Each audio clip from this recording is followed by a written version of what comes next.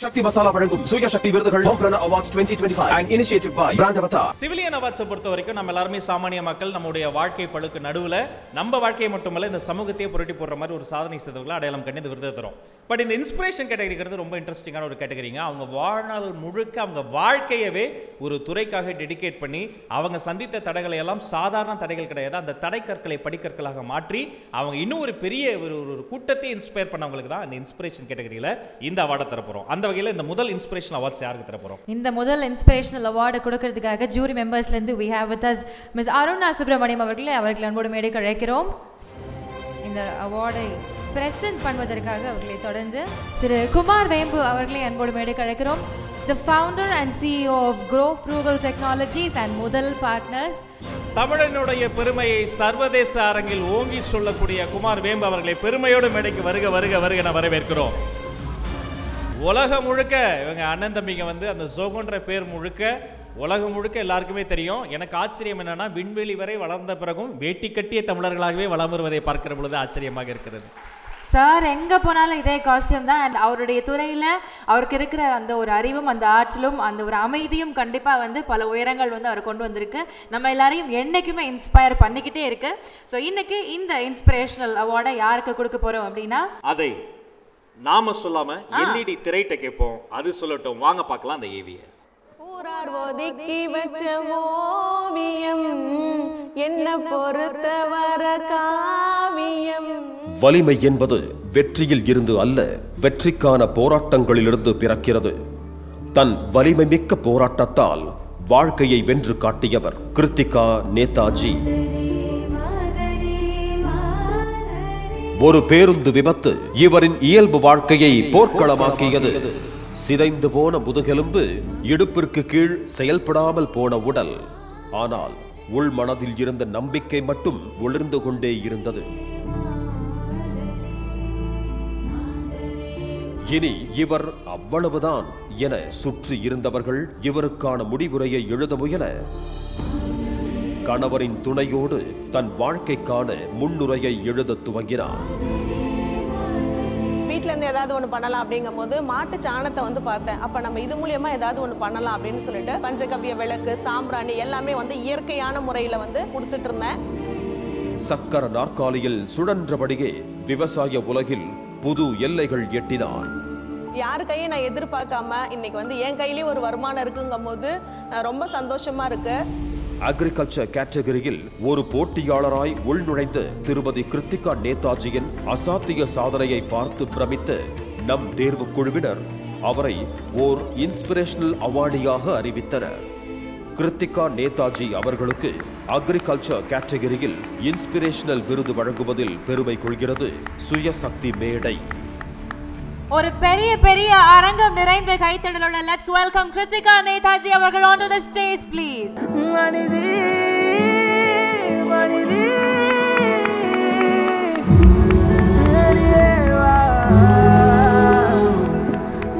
எழுந்து நின்று standing ovation தர ஆரம்பிச்சிட்டாங்க மக்கள்.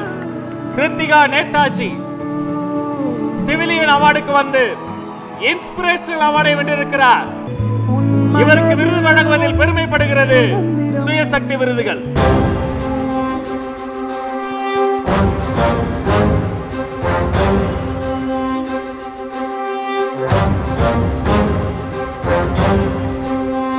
வாழ்த்துக்கள். எல்லாரும் அமரலாம். இந்த இனிய தருணத்துல கிருத்திகா அவர்களினுடைய கணவர் இருக்கீங்களா? மேடைக்கு வரலாம். இந்த அரங்கில் இருக்கீங்களா சார்? வாங்க சார். இவருக்கு தான் நீங்க இன்னும் கைத்தட்டல் தரணும்.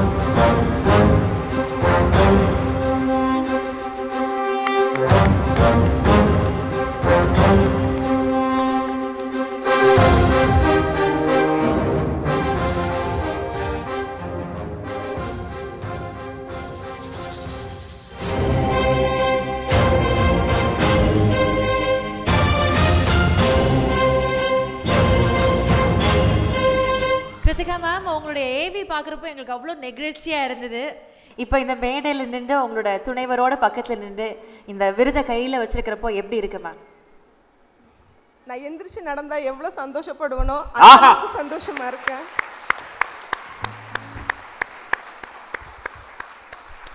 முதல்ல வந்து கடவுளுக்கு தான் நன்றி சொல்லணும். இப்படிப்பட்ட கணவரை எனக்கு கொடுத்ததுக்காக நான் ரொம்ப ரொம்ப பெருமைப்படுறேன். இந்த மேடையில் வந்து நான் ஃபஸ்ட்டு அடிபடும் போது நான் ஒரே ஒரு வார்த்தை சொன்னேன், கண்டிப்பாங்க நம்ம ஏதாவது ஒன்று சாதிப்போம், நீங்கள் கவலைப்படாதீங்க அப்படின்னு சொன்னேன்.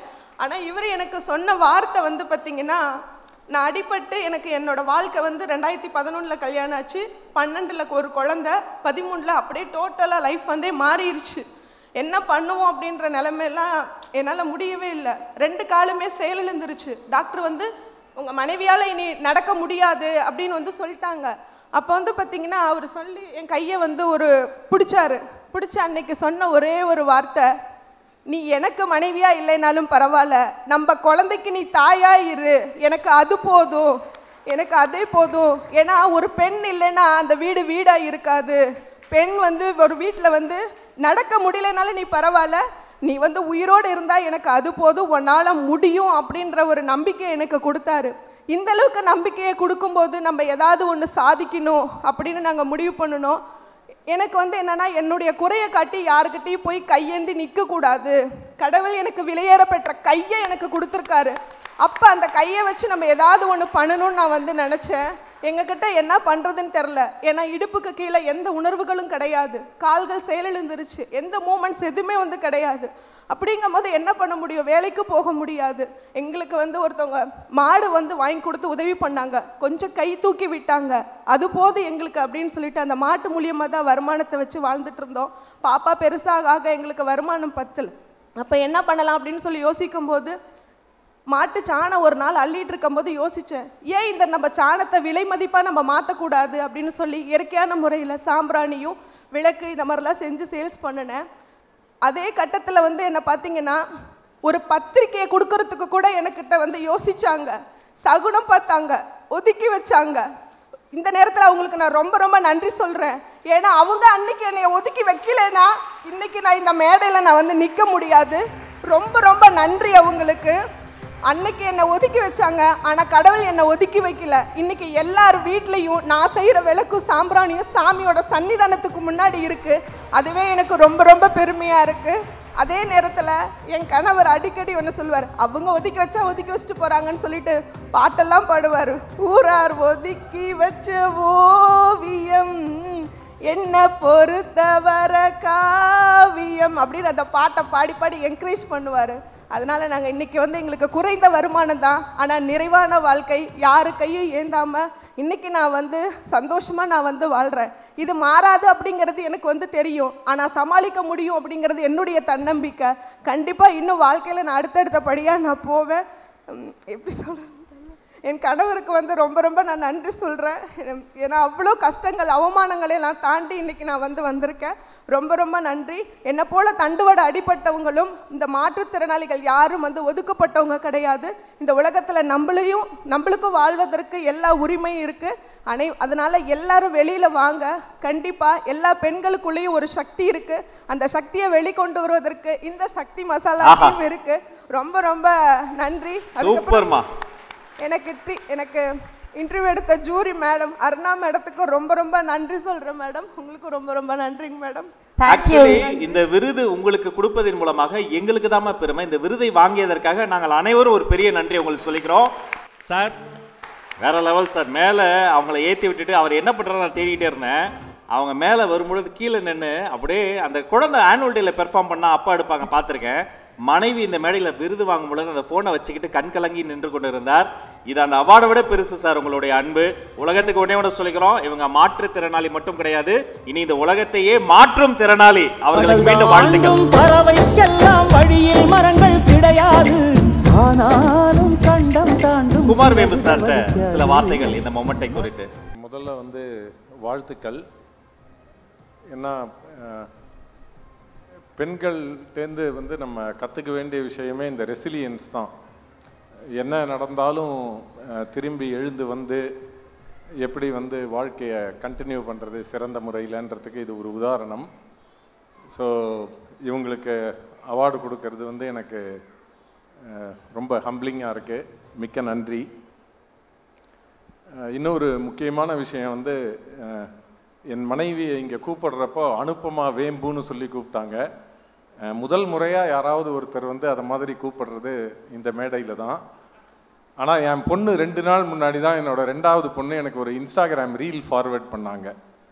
ஏன் வந்து கல்யாணம் ஆன உடனே பெண்கள் மட்டும் லாஸ்ட் நேமை மாற்றிக்கணும், அது தப்பு அப்படின்னு ஒருத்தங்க இன்ஸ்டாகிராமில் 3 நிமிஷம் பேசியிருந்தாங்க.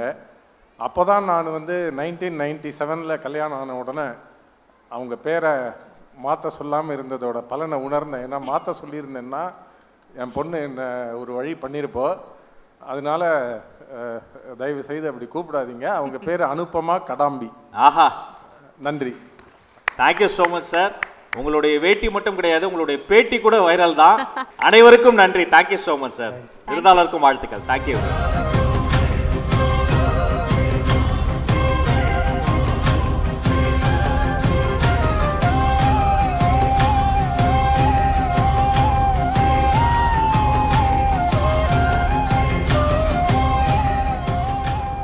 வணக்கம். வணக்கம் மேடம். உங்களோட இந்த அவார்ட் சாதாரண மற்ற அவார்ட் மாதிரி இல்லை. நீங்கள் ஒரு நார்மல் கேட்டகரிக்கு வந்துட்டு ஒரு இன்ஸ்பிரேஷன் பர்சனாக தேர்ந்தெடுத்து உங்களுக்கு இந்த அவார்ட் கொடுத்துருக்காங்க. ஹவு டு யூ ஃபீல்மா? ரொம்ப சந்தோஷமாக இருக்குது மேடம். நான் எதிர்பார்க்கவே இல்லை. அவ்வளோ சந்தோஷமாக இருக்குது. ஏன்னா வாழ்க்கையில் நிறைய அவமானங்களை பட்டிருக்கேன். இந்த உலகத்தில் இன்றைக்கி வந்து நல்லா இருக்கும் போது ரொம்ப பேசுகிறாங்க, ஒரு நிலைமை கீழே கெட்டு போனாலும் ரொம்ப கேவலமாக பேசுகிறாங்க. அதுபோல் தான் அடிமட்டத்தில் நான் வந்து இருந்தேன். ஒரு பஸ்ஸு விபத்தில் தான் வந்து எனக்கு தண்டுவடம் பாதிச்சு 2 காலுமே வந்து செயலிழந்துருச்சு மேடம். எந்த ஒரு கால் அசைவுகள் எதுவுமே வந்து தெரியாது. அப்படி இருக்கும்போது என் பொண்ணு வந்து 1 வயசு இருக்கும் போது தான் எனக்கு அடிபட்டுச்சு, தாய்ப்பால் குடிச்சிட்டு இருக்கும்போது. அந்த நிலைமையில் வந்து பார்த்திங்கன்னா ரொம்ப கிட்டத்தட்ட ஒரு 11 ஆப்ரேஷன் எனக்கு வந்து பண்ணியிருக்காங்க. முதுகு தண்டுவடத்துலேயும் காலுலேயும் மொத்தம் 11 ஆப்ரேஷன் வந்து பண்ணியிருக்காங்க. அப்படி பண்ணியிருக்கும்போது பார்த்திங்கன்னா எனக்கு பக்கபலமாக என் தண்டுவடம் வந்து உடஞ்சாலும் எனக்கு பக்கபலமாக வந்து இருந்து என்னை இவ்வளோ தூரம் அன்றைக்கி இவ்வளோ 1 வயசு குழந்தை, நானும் அன்றைக்கி ஒரு குழந்தை போல தான் நான் வந்து இருந்தேன். அந்த எங்கள் 2 பேரையும் ஒரு குழந்தை போல் பார்த்துக்கிட்டது என்னுடைய கணவர் தான். அவருக்கு இந்த நேரத்தில் நான் நன்றி சொல்கிறேன். அவர் மட்டும் இல்லைன்னா இன்றைக்கி இந்த அவார்டு இதெல்லாம் நான் வந்து இல்லை. 13 வருஷம் ஆயிருக்கும் நான் டெத் ஆகி. ஆனால் என் உயிரையும் காப்பாற்றி என் குழந்தையும் காப்பாற்றி தாய்க்கு தாயாக ஒரு மனைவியை பார்த்துக்கிற மாதிரி பார்த்துக்கிட்டு இருந்தார். இந்த அளவுக்கு நம்மளுக்கு சப்போர்ட் பண்ணும்போது அப்போ வந்து நம்ம ஏதாவது ஒன்று சாதிக்கணும் அப்படின்ற ஒரு வெறி தான் எனக்குள்ளே இருந்துச்சு. அதுக்குள்ளே நம்மளை இந்த நிலைமை கெட்டு போனோன்னா எங்களை வந்து எங்கள் வீட்டுக்கார செகண்ட் மேரேஜ் பண்ணிக்க சொன்னாங்க. எதுக்கு இந்த மாதிரி வச்சுருக்க, இவ்வளோ ஒன்றுத்துக்குமே யூஸ் இல்லாதவளெல்லாம் எதுக்கு நீ வச்சுருக்க, செகண்ட் மேரேஜ் பண்ணிக்கோ அப்படின்னாங்க. இவளை விட்டுட்டு வந்துரு, எங்கள் வீட்டுக்காரர் எங்கே போனாலும் என்னை தூக்கிட்டு தான் போவார். அதெல்லாம் பார்த்து ரொம்ப கேவலமாக பேசினாங்க. அப்புறம் இவர் அதை கண்டு நீ எதையுமே நீ வந்து கவலைப்படாத, உனக்கு நான் இருக்கேன், இந்த உலகத்தில் நம்ம 3 பேர் மட்டும்தான் மட்டும் நீ வேறு யாரையுமே பற்றி நீ யோசிக்காத, உன்னால் எல்லாமே முடியும் அப்படின்னாரு. நம்ம வாழ்க்கையில் சந்தோஷத்தையும் அதுக்கப்புறம் வந்து ஒரு தன்னம்பிக்கையும் வந்து கொடுக்கறது அம்மா அப்பா அப்படிங்கிறத காட்டிலும் அடுத்து வந்து இருக்கிறது ஒரு ஹஸ்பண்ட். அந்த ஹஸ்பண்ட் கொடுக்குற அந்த ஒரு சக்தி வந்து பார்த்திங்கன்னா வந்து ஒரு அபார சக்தி. அந்த அபார சக்தியை வந்து என் கணவர் எனக்குள்ளே வந்து ஒரு செலுத்தினார். இப்படி நம்ம இவ்வளோ ஒரு அற்புதமான கணவர் நம்மளுக்கு வந்து பேக் போனாக இருக்கும்போது நம்மளால் சாதிக்க முடியாதா அப்படின்னு வந்து தோணுச்சு. 0 பேலன்ஸில் நாங்கள் வந்து இருந்தோம். எங்கள் வாழ்க்கை கட்டத்தை வந்து ஆரம்பிக்கும் போது ஒருத்தவங்க வந்து 2 மாடு மட்டும்தான் எங்களுக்கு வாங்கி கொடுத்தாங்க. வாங்கி கொடுத்து எங்களோட பொருளாதாரத்தை நீங்கள் வந்து பார்த்துக்கோங்க, உங்களுக்கு உழைப்புன்னு ஒன்று இருக்கணும் அப்படின்னாங்க. நம்மளை கை தூக்கி விடுறதுக்கு இன்றைக்கி யாரும் ஆட்கள் கிடையாது. இந்த மாதிரி ஒரு சில பேர் இருப்பாங்க. அந்த மாதிரி கை தூக்கி ஆள் விட்டாங்க. அப்புறம் வந்து யோசித்தேன், எனக்குனால வேலைக்கு போக முடியாது. ஏன்னா 2 காலுமே செயலிழந்துருச்சு. எதுவுமே வந்து பண்ண முடியாது. பாப்பாவையும் பார்த்துக்கணும், நல்ல ஒரு மனைவியாகவும் வீட்டில் வந்து இருக்கணும், குழந்தைக்கு நல்ல தாயாகவும் இருக்கணும். அதே சமயத்தில் நம்மளுக்கு ஒரு கையில் ஒரு வருமானங்கிறது ஒன்று இருக்கணும் அப்படிங்கிறத நான் வந்து யோசித்தேன். யாரு கையும் நம்ம ஏந்தக்கூடாது அப்படின்னு. ஃபஸ்ட்டு எங்கள் வீட்டில் வந்து ஒரு பால் வந்து ஆடை எடுத்து நெய் காய்ச்சி முதல் நான் விற்பனை பண்ணது அதுதான். அதில் வந்து ஒரு 500 ரூபாயை கையில் நான் பார்க்கும்போது நம்மளால் உட்காந்துக்கிட்டு சம்பாதிக்க முடியுதா அப்படின்ற ஒரு தன்னம்பிக்கை எனக்குள்ளே வந்துச்சு. அப்போ நம்மளால் எல்லாமே பண்ண முடியும் அப்படின்னு சொல்லிட்டு எங்ககிட்ட இருக்கிறது என்ன அப்படின்னு சொல்லி யோசிச்சு பார்த்தேன். மாட்டுடைய சாணம் தான். அந்த மாட்டுடைய சாணத்தில் இருந்து நம்ம வந்து இயற்கையான முறையில் மாட்டு சாணம் கோயில்களுக்கு ஹோமத்துக்கு வந்து பயன்படுத்துறதுக்கு, அப்புறம் அதில் வந்து விளக்கு செய்கிறது, சாம்பிராணி செய்கிறது, இயற்கையான உரங்களை நம்ம வந்து இந்த மாதிரிலாம் கொடுக்கலாம் அப்படின்னு சொல்லிக்கிட்டு நான் வந்து இந்த மாதிரி சேல்ஸ் பண்ண ஆரம்பிச்சு. யூடியூப் மூலியமாக தான் என்னோட பிளாட்ஃபார்ம் அதுதான் எனக்கு.